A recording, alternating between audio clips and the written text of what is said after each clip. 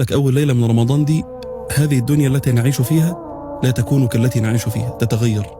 السماء التي نراها الآن يا شيخ هيثم أنا وأنت لا تكون كذات السماء. الله، الهواء لا يكون كذات، لا يكون كذات الهواء أصلا. فعلا والله، يعني هواء رمضان شيخنا غير، الله أكبر، شمسه غير. أنا أقول لك ليه؟ نعم. لأنه هواء ليس فيه شياطين. الله. لأنه هواء غلقت من فوقه أبواب الجحيم. الله.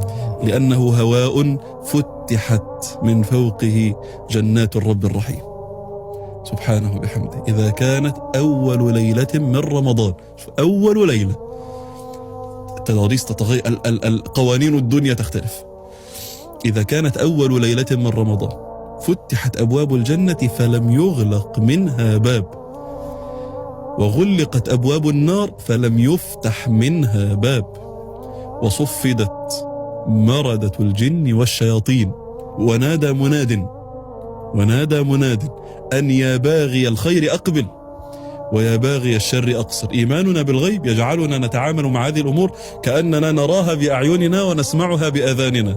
كأني أرى أبواب الجنة تفتح وأبواب النار تغلق، كأني أرى مردة الجن والشياطين تصفد